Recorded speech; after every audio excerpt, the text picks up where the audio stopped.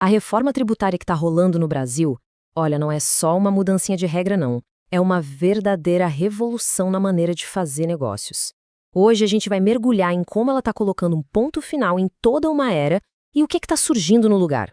Essa frase aqui, ela resume tudo de um jeito perfeito. Não é uma transição suave, sabe? É uma demolição. E uma demolição necessária. É um sinal claro de que aquele modelo de negócio que funcionava antes, bom, ele simplesmente não vai mais funcionar. Acabou. Então tá, se há uma demolição, o que exatamente está sendo colocado abaixo? Vamos entrar na nossa primeira parte para entender qual era a base que sustentava tudo isso. O ponto central é este aqui. Por décadas, a grande ferramenta, a principal mesmo, para atrair empresas era o incentivo fiscal. Era a receita de bolo de todo e qualquer governo. Com a reforma, essa viga mestra que segurava o prédio inteiro simplesmente veio abaixo. Mas por que essa viga era tão frágil, afinal? A resposta está no que a fonte que a gente analisou chama de miopia desenvolvimentista. É aquela visão curtinha, sabe? Focada em resolver o hoje e o agora, mas que ignora completamente o planejamento para construir um futuro sólido. Esse é o verdadeiro problema que a reforma está jogando na nossa cara. E quando a gente compara os modelos, nossa, a diferença é da água para o vinho.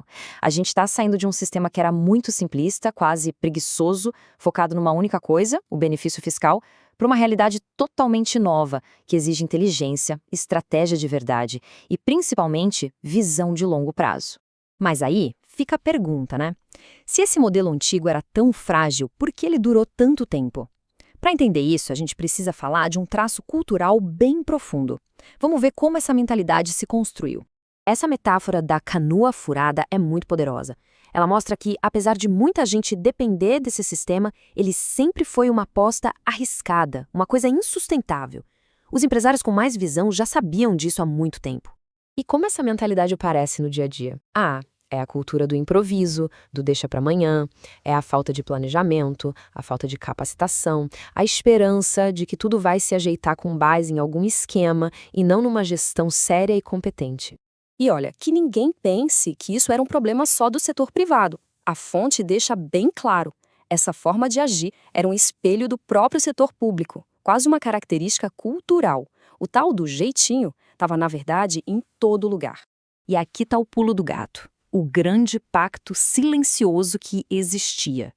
A empresa recebia um incentivo fiscal, beleza. Mas, em troca, não podia reclamar da falta de estrada, da insegurança jurídica, da falta de trabalhador qualificado. Tinha que se virar. E isso, claro, limitou o nosso crescimento de uma forma brutal.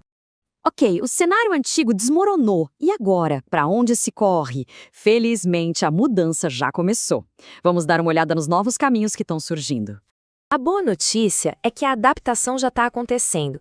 As empresas que pensam no futuro não ficaram esperando a onda chegar para ver o que acontecia.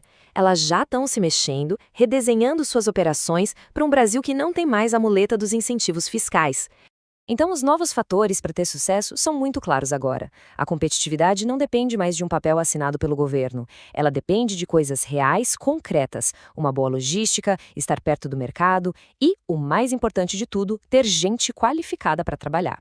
E esse último pilar, a mão de obra qualificada, gente, isso é tão, mas tão crucial que merece uma sessão só para ele. É aqui que o jogo vai ser ganho ou perdido de verdade. Para a gente ter uma dimensão do que significa investir em pessoas e em estratégia de verdade, o melhor exemplo é olhar para a China. O que a gente vê hoje por lá não aconteceu do nada, não foi sorte, foi algo plantado e cultivado décadas atrás. O plano deles foi uma coisa complexa, com várias frentes. Eles fortaleceram o setor privado, construíram uma infraestrutura gigantesca, investiram rios de dinheiro em pesquisa e, acima de tudo, focaram de forma massiva, obsessiva na educação e na qualificação da população deles. Essa frase aqui, ela entrega o segredo. Todo o projeto de grandeza da China é baseado em uma ideia simples: formar pessoas que sabem resolver problemas complexos. Eles não investem só em quem executa a tarefa, eles investem em cérebros. Agora a gente volta aterrissando no Brasil. E aqui a gente bate de frente com o nosso maior obstáculo, um descaso histórico, crônico com a educação, que é a base, a fundação para qualquer desenvolvimento real e que se sustente a longo prazo. A virada de chave que precisa acontecer é brutal. A gente tem que sair de uma mentalidade antiga, que a fonte chega a chamar de escravocrata, que viu o trabalhador como um par de braços, como força física.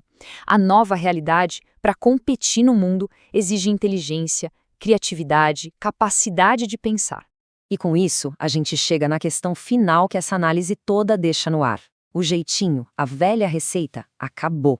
Já era. A pergunta que fica para o mundo dos negócios no Brasil é: o investimento agora vai ser em músculos, seguindo a velha mentalidade, ou em cérebros, para conseguir competir no futuro? A resposta para essa pergunta é o que vai definir quem vence e quem perde na nova economia brasileira.